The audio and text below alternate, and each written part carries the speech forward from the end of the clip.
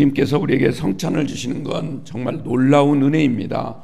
여러분들, 성찬을 그냥 어떤 관례나 하나의 종교 의식으로만 생각하지 마시고 정말 주님의 피와 살을 내가 먹고 마셔서 주님과 온전히 하나됨을 통하여 이 땅에서 주님의 모습으로 정말 주님을 닮고 주님이 이루시고자 하시는 뜻을 우리가 이뤄나가는데 내가 정말 주님의 큰 귀한 일꾼, 쓰임받는 일꾼 되기를 원합니다. 이런 결단으로 이 성찬을 받으시면 하나님께서 놀라운 역사로 여러분들을 신비의 그런 기적으로 인도해 주실 줄로 믿습니다.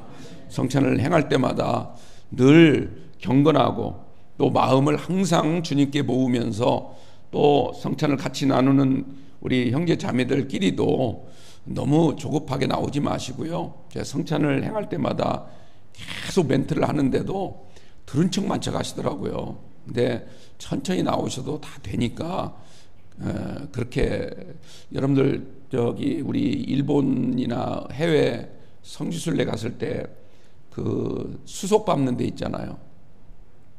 나갈 때 그때 짐 다 검색대 넣고 통과한 다음에 손 벌려서 다 이렇게 검사하죠. 뭘 스캔하잖아요, 이렇게. 네? 왜 대답을 안 해요? 스캔하잖아. 그때 뭐라고 합니까? 제발 그 금 그어놓은 데까지 넘어오지 마시고 한 사람씩 오세요. 그러잖아요. 성찬은 그보다 훨씬 더 중요한 검색입니다. 그러니까 너무 조급하게 받지 마시고요. 식사 한 5분 늦게 하면 돼요. 그러니까 여러분들 그런 마음으로, 경건한 마음으로 성찬에 임해 주시길 바랍니다. 오늘은 맥추절입니다. 맥추절. 우리 한국 그리스도인들이 맥추절의 중요성을 잘 모르는데요. 이 맥추절은 구약 성경에 나오는 3대 절기 가운데 하나가 맥추절입니다. 굉장히 중요한 절기죠. 첫 번째 절기는 무교절이라고 합니다. 무교절.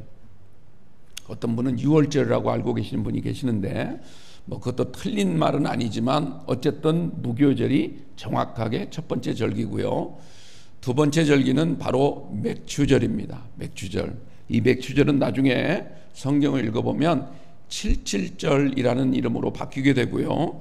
신약 성경에 가면 오순절이라는 이름으로 또 바뀌어서 나오게 됩니다. 그 다음 세 번째 절기는 수장절이라고 합니다. 수장절. 네, 이 수장절도 나중에 솔로몬 시대가 되면 초막절이라는 절기 이름이 바뀌게 되지요. 우리 한국교회는 대개 7월 첫 주를 맥추절로 지키고 있습니다. 그러나 7월 첫 주는 성경과 맞지도 않을 뿐만 아니라 7월 첫 주에 드리는 이유는 아마도 우리나라 처음 선교를 했던 미국 선교사들, 캐나다 선교사들이 미국에서 하는 식으로 미국에서 7월 첫 주에 지켰거든요. 그래서 그냥 그걸 그대로 한국에 적용해서 7월 첫 주로 보통 지키고 있습니다. 그러나 여러분들 성경을 읽어보면 이 맥추절은 이 출애굽한 이스라엘 백성들이 광야 40년 유랑 생활을 마치고 가나안 땅에 들어갔는데 들어간 다음에 그 땅에 직접 씨앗을 뿌리고 첫 번째 수확, 첫 번째 곡식의 그 단을 거둘 때 그 첫 단, 처음 거둔 그 첫 곡식단을 하나님께 가지고 와서 감사의 예배로 드린 그날을 기념하고 있습니다. 그래서 보통 성경에 보면 또 초실절이라는 이름으로 불리기도 하는데 뭐 성경학자에 따라서는 이게 좀 다른 절기다 이렇게 또 주장하는 분들도 있습니다. 어쨌든 이 맥추절은 초실절과도 연관이 있고 아까 말씀드린 것처럼 77절 또 오순절, 그리고 오순절 날 무슨 일이 있었죠? 성령이 강림하셨잖아요. 그래서 성령 강림절 다 연결되어 있다는 점에서 이 맥추절은 3대 절기에서 빼놓을 수 없는 대단히 중요한, 우리 그리스도인들도 반드시 지켜야 되는 대단히 중요한 소중한 절기다, 이 말씀입니다. 우리가 출애굽기 23장 16절 말씀 보면 하나님이 명령을 하시죠. 너희는 맥추절을 지키라. 이는 네가 수고하여 밭에 뿌린 것에 첫 열매를 거둠이라. 이렇게 말씀을 하십니다. 물론 씨를 뿌리고 곡식을 거둔 것은 사람이 한 일이죠. 그러나 하나님도 그걸 다 아시지만 그게 다 우리의 수고로 거두고 우리가 열심히 회사 다니고 열심히 월급을 받아 생활하시고 또 사업하시고 그런 모든 수고가 우리에게도 굉장히 우리가 정말 수고한 결과로 얻은 소득이지만 그럼에도 불구하고 하나님은 그게 다 하나님의 은혜다라고 말씀을 하십니다. 하나님이 우리에게 건강도 주시고 일할 기회도 주시고 때를 따라 돕는 은혜도 주시고 또 어려운 일을 만날 때는 피할 길도 하나님이 허락하여 주시고 혹시라도 내가 넘어지거나 자빠져서 병원에 입원하면 우리가 거기 버리는 돈이 얼마나 많습니까?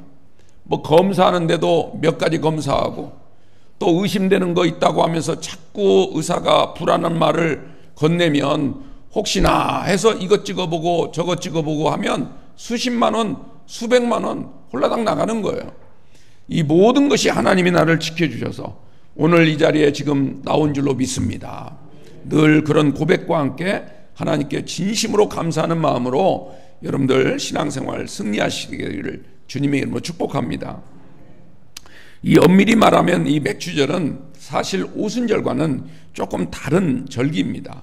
또 사실은 성령 강림절과도 좀 다르다고 볼 수가 있습니다. 의미상으로는 그렇다는 얘기죠. 그런데 이 맥주절이 오순절이나 성령 강림절 이 절기하고 맥락이 같다라고 하는 점에 있어서는 대단히 중요하다고 말씀을 드릴 수가 있습니다. 왜냐하면 우리가 성경을 읽어보면 모세가 이제 이스라엘 백성들을 애굽에서 이끌어 나오지 않습니까? 제일 먼저 간 곳이 어디냐면 시내산이었습니다. 시내산에 도착한 이유는 직진으로 가나안 땅에 갈 수 있는데도 불구하고 시내산으로 우회할 수밖에 없었던 이유는 바로 거기에서 하나님으로부터 율법을 받아야 했기 때문입니다.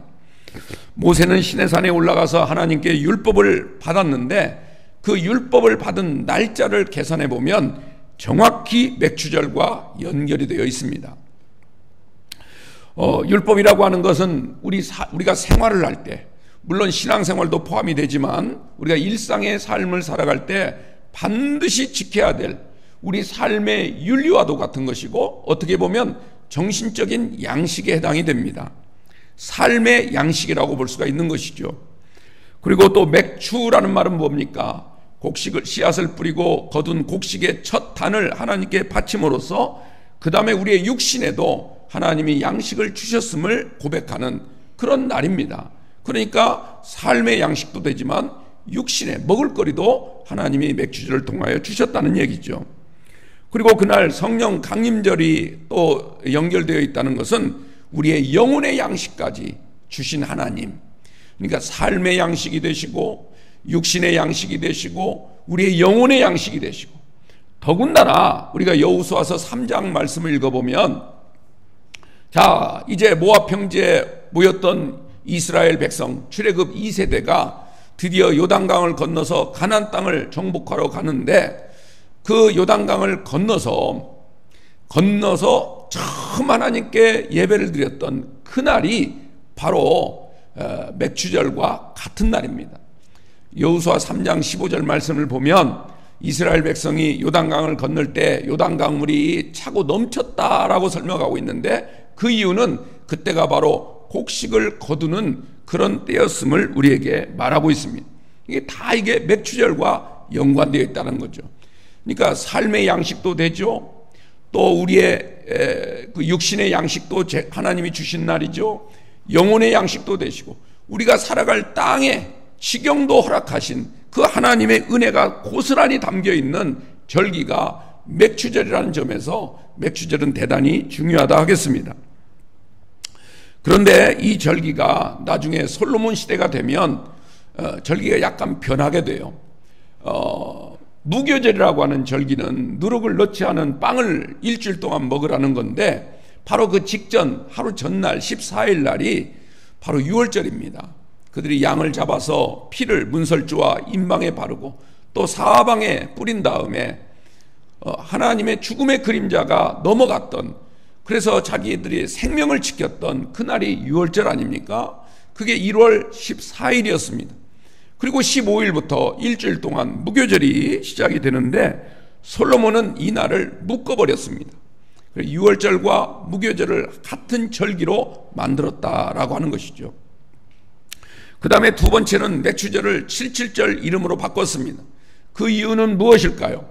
이제 가나안 땅 전체를 살펴보니까 이 솔로몬은 각 지역 성소에서 예배를 드리는 것보다는 이제 자기가 성전을 지었으니까 모든 사람이 다 성전에 나와서 예배 드리기를 원했습니다. 그래서 절대적인 왕권을 가지고 단일 성소에서 하나님께 예배를 드리는 것이 좋겠다 싶어서 한 날을 정해야 됐는데, 그런데 이 가나안 땅이 남북으로 길기 때문에 곡식 처음 거두는 날짜가 지역마다 좀 달랐던 겁니다. 어떤 지역은 좀 일찍 곡식을 베는가 하면 어떤 지역은 좀 늦은 시기에 곡식을 베니까 서로 맥추절을 자기 동네에서는 지킬 수 있지만 중앙성소에서는 같은 날을 잡기가 어려웠던 것이죠. 그래서 이제 솔로몬은 이 맥추절을 77절이라는 이름으로 바꿔서 6월절이 지난 7주간 7 안식일을 지난 그 다음 날인 50일째에 이 맥추절을 지키기로 했던 것이죠. 그래서 그 이름을 오순절이라 77절이라 이렇게 불렀던 겁니다. 수장절도 마찬가지죠.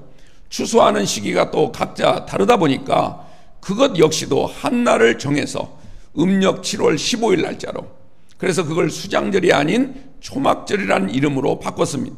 왜? 곡식을 다 걷어놓고 예루살렘 성전에 오면 묵을 여관이 많지 않거든요. 그러니까 각자가 다 초막을 가져와서 각자 예루살렘 근처에 초막을 마련해 놓고 임시 거처를 삼아서 일주일 동안 생활을 했기 때문에 그날을 초막절이라 이렇게 불렀던 것입니다.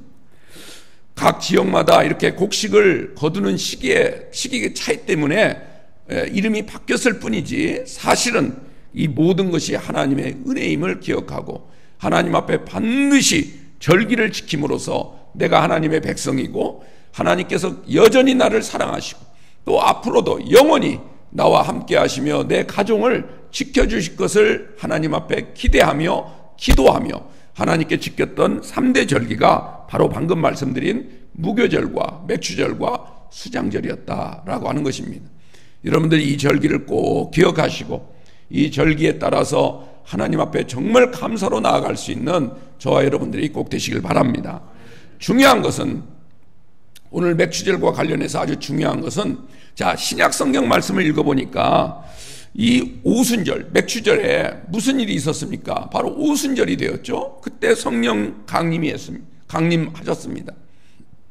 제자들이 마가의 다락방에 모여 있을 때 성령께서 임하셨던 겁니다. 당시 제자들의 상태가 어땠습니까? 예수님은 십자가에 달려 돌아가셨습니다. 그런데 부활하신 예수님이 다시 나타나셔서 제자들을 일일이 한 사람 한 사람 만나주시고 심지어 500명이나 되는 무리 앞에도 예수님이 나타나셔서 이 땅에 40일 동안을 하늘나라로 올라가지 아니하시고 얼른 아버지 품에 가시고 싶을 텐데 가지 아니하시고 40일 동안을 이 땅에 유하시면서 제자들에게 부활의 확신을 주셨습니다. 그리고 마지막 하늘나라 올라가시기 직전에 제자들 앞에 말씀을 하셨습니다. 너희는 이곳을 떠나지 마라. 이 예루살렘을 떠나지 마라. 비록 이 예루살렘에 있는 사람들, 종교 지도자들이 너희들을 지금 잡으려고 하고 너희들을 어떻게든지 지금 죽이려고 지금 혈안이 되어 있지만 그러나 너희들이 다 뿔뿔이 헤어지지 말고 여기에 모여서 성령이 너희에게 임하실 때까지 기도하라 명했습니다. 그래서 대략 한 500명이나 되는 예수님을 따르던 무리들이 한 군데에 모여서 기도하기 시작했는데 열흘 동안을 기도했습니다. 그런데 날이 지날수록 한 사람 한 사람 빠져나가더니 마지막 오순절이 되었을 때 남은 사람은 120명에 불과했던 겁니다. 그들 가운데 놀라운 성령의 불이 임했습니다. 그리고 거기에서 태어난 것이 바로 교회라는 것입니다. 교회라고 하는 신앙 공동체가 만들어진 것입니다. 그러므로 맥추절은 주님이 부활하신 다음에 약속하신 성령을 처음으로 이 땅에 부어주신 날이고 그 성령을 받은 사람들이 서로 뜨겁게 사랑하며 주님을 위해서 평생 헌신하고 내가 사느나 죽으나 오직 주님의 영광만을 위해서 살겠노라고 결단하며 다짐했던 바로 그날이 오순절이었고 성령 강림절이었고 바로 맥추절과 연관되어 있다, 이런 말씀입니다. 처음으로 주님을 믿는 그리스도인들이 이제 더 이상 안식일이 아닌 주일날 모여서 예배를 드리기 시작한 아주 역사적인 날이 바로 오순절이었습니다. 왜? 77절은 7 안식일이었고 그 다음 날이 오순절이었기 때문에 안식일은 토요일이거든요. 그러니까 그때부터는 주일날 주님을 모시기로 하고 그 날을 일요일이 아닌 주님의 날이다 해서 주일, 이런 이름을 쓰면서 이제 예수님만이 우리의 구세주가 되시고 우리의 영원한 생명을 주신, 우리의 생명의 양식, 우리의 육신의 양식, 우리의 영혼의 양식, 그리고 무엇보다도 이 땅이 아닌 하늘나라를 우리에게 주신 지경의 양식이 되시는 그 주님을 찬양하고 그 주님을 위해 살겠노라고 헌신을 다짐했던 날이 바로 맥추절 오순절이었다라고 하는 겁니다. 이것을 우리가 생각한다면 감사해야 되지 않겠습니까? 여러분들, 하나님께 늘 이 믿음을 가지고 오직 예수님의 보혈만으로, 그 보혈만이 나의 죄를 씻을 수 있고 오직 예수님의 이름만이 나를 구원하실 수 있고, 이 믿음을 고백하는 저와 여러분들이 꼭 되시기 바랍니다.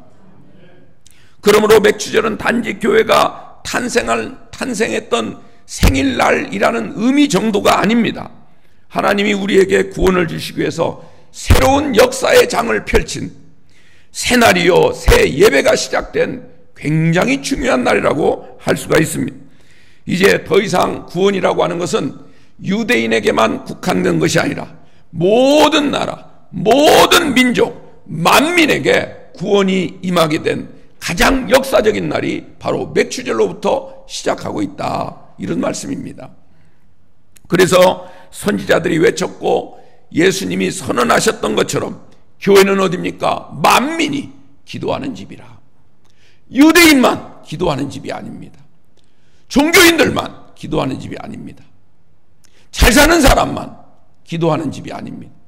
어느 누구라도, 마음이 상한 자라 할지라도, 가난한 과부라 할지라도, 사람들로부터 따돌림을 당하는 사람이라 할지라도, 정말 천하고 무능한 사람이라 할지라도 오늘 이 자리에 나와서 주님을 구주로 고백하고 하나님 나를 도와주옵소서 간절히 기도하면 하나님이 그 기도를 들으시고 때가 되면 반드시 응답 주실 줄로 믿습니다. 그리고 그 응답 중에 최고의 응답은 우리가 사죄함을 받았다는 응답입니다. 이제까지 지은 모든 죄를 다 용서해 주시고 성령의 은혜로 다 씻어 주시고 이제부터 우리가 살아갈 때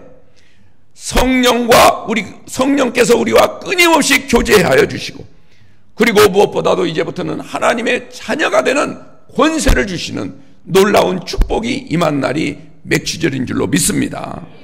이 땅의 교회들은 다 창립일이 다르죠. 창립일이. 그건 뭐 건물로 지어진 교회, 그 건물을 지었고 예배를 드린 날이 각자 다르니까 창립일이 다를 수밖에 없잖아요. 그런데 하나님의 교회는 예수 그리스도를 믿는 믿음의 공동체가 드리는 그런 교회가 하나님의 교회죠. 그래서 우리의 영원한 교회는, 참된 교회는 예수님으로부터 시작이 되는 것입니다. 그 시작날이 바로 맥추절이고 오순절이다. 성령 강림절이다. 그리고 그날 율법을 수여받은 날이다. 이것을 꼭 기억하시고 앞으로는 맥추절을 지킬 때마다 모든 힘과 모든 마음을 다해서 우리 주님께 정말 우리 주님이 받으실 만한 그런 예배로 나아갈 수 있는 우리 영광의 귀한 성도들이 꼭 되시길 바랍니다. 성경적인 교회는 어떤 교회일까요? 하나님이 주신 율법을 우리가 삶을 올바르게 살기 위하여 내 삶의 양식으로 삼는 교회가 참된 교회입니다. 또한 열심히 일해서 번 금전적인 소득이 있다 할지라도 그것을 하나님께서 나에게 주신 육신의 양식이라고 믿고 감사하는 성도가 있어야 됩니다. 또한 우리 안에 임한 성령의 은혜를 우리 믿음을 위한 영적 양식으로 우리가 깨달아서 날마다 성령 충만을 위하여 기도하는 저와 여러분이 되어야 될 줄로 믿습니다.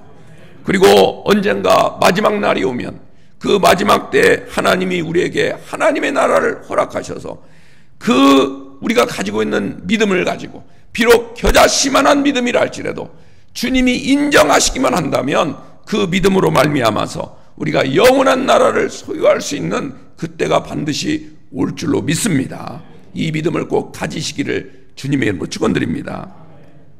또한 아까 말씀드린 것처럼 이스라엘 백성들이 애굽 땅에서는 노예로 살다가 하나님의 은혜로 구원을 받아서 광야에 나오긴 했는데 이제 더 이상은 노예가 아닌데도 여전히 마치 사는 모습을 보면 옛날 근성을 버리지 못하고 노예처럼 살아가고 걸핏하면 불평하고 원망하고 반역을 일삼는 그런 삶을 살다가 1세대가 다 광야에서 죽음을 당하고 나중에 태어난 2세대들만이 겨우 이제 요단을 건너 가나안 땅을 차지하게 되는데 그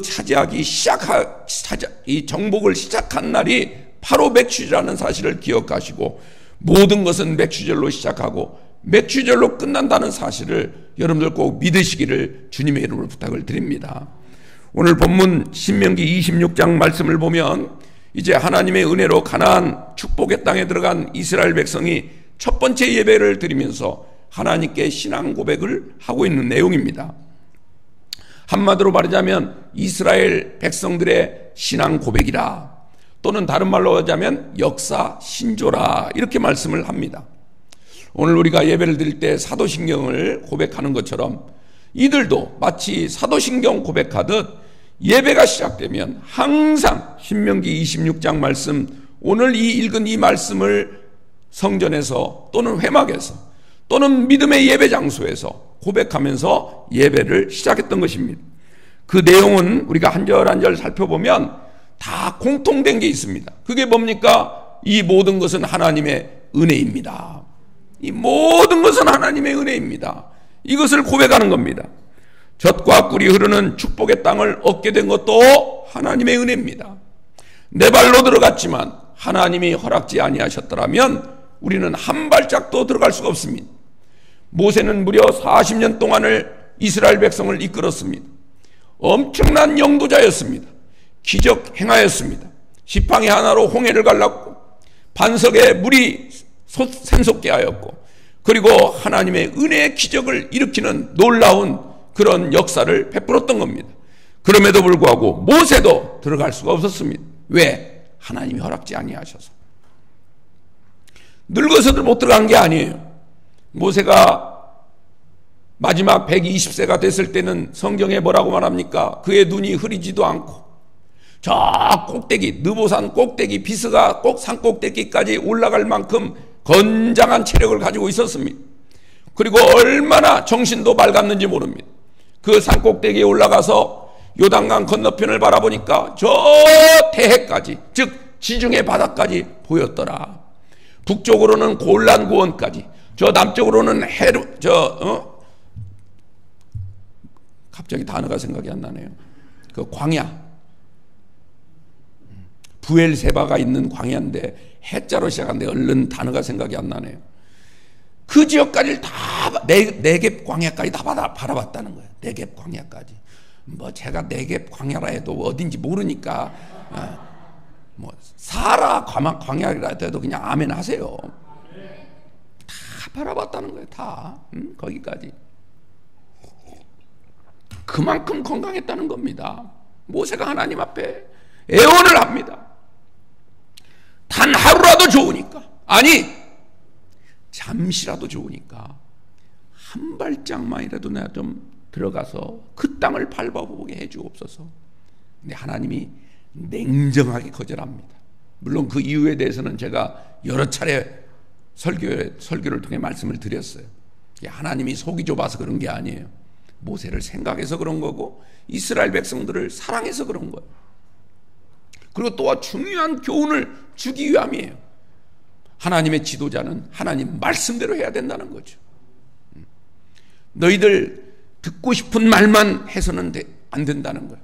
성도들이 듣기 원하는 말만 설교해서는 안 된다는 거예요.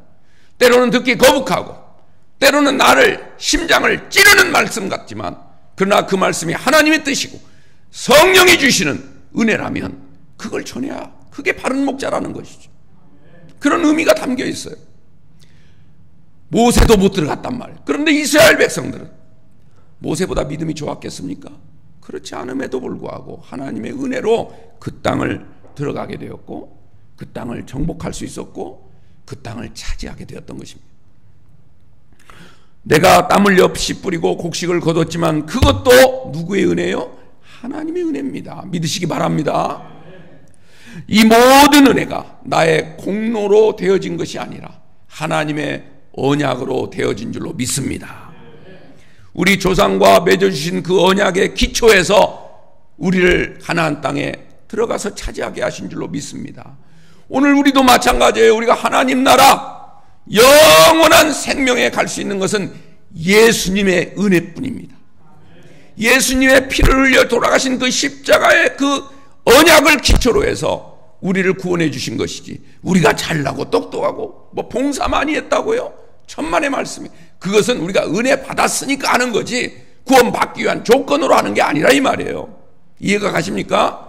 그러므로 여러분들 진짜 은혜 받은 사람은요 열심히 교회에 헌신하고 충성하는 거예요. 은혜 받은 사람은요 교회 일에 적극적으로 나서는 거예요.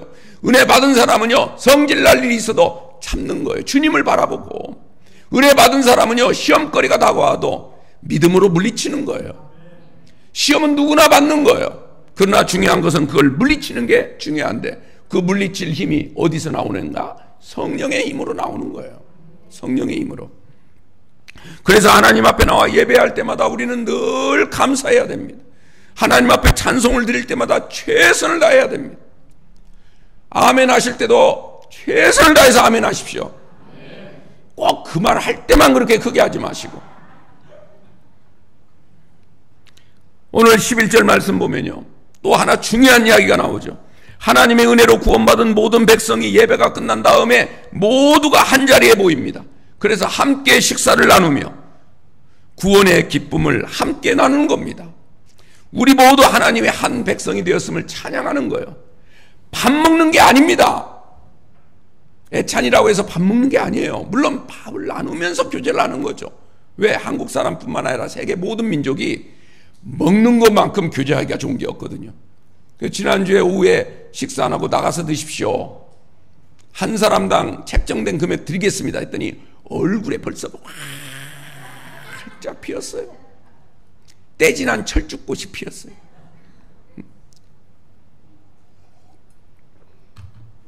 먹는 게 중요한 거예요. 하나님 말씀도 잘 드시고 예배 마치고 나면 그냥 가지 마시고 정말 바쁜 분들은 어쩔 수 없지만 그리고 주일날 뭐가 그렇게 바빠요. 주일은 바쁜 날이 아니에요. 주님을 섬기기에 바빠야죠. 이럴 때는 아멘을 안 하는 거야. 복 받으실 줄 믿습니다. 아멘 하시잖아. 말씀대로 안 살면 폭삭 망할 줄 믿습니다. 안 하잖아 별로. 사랑하는 성도 여러분, 우리도 하나님의 은혜로 구원받고 하나님의 자녀가 된 줄 믿습니다. 뿐만 아니라 영원한 하나님의 나라를 얻었습니다. 이것은 우리의 노력이나 재주나 공로로 되어진 것이 아니라 전적으로 하나님의 은혜인 줄로 믿습니다. 그러므로 우리는 항상 기뻐하고 쉬지 말고 기도하고 범사에 감사하십시오. 이것이 너희를 향하신 예수 그리스도 안에서 너희를 향하신 하나님의 뜻이니라. 여러분들 이 말씀을 늘 우리 가슴에 새기고 승리하시게 되기를 바랍니다. 오늘 맥추절입니다. 하나님이 성경을 통해 믿는 성도들에게 맥추의 은혜를 주셨는데 이걸 다시 한번 생각하며 감사합시다. 삶의 양식이 되시고 육신의 양식이 되시고 영혼의 양식까지 되시고 우리에게 영원한 나라를 주시는 그 언약의 뿌리가 되시는 맥추절의 은혜를 받아서 우리 주님 예수님만을 바라보고 구원의 기쁨 가운데 하루하루 나아갈 수 있는 우리 귀한 성도들이 꼭 되시기를 주님의 이름으로 축복하고 축원합니다. 기도하겠습니다.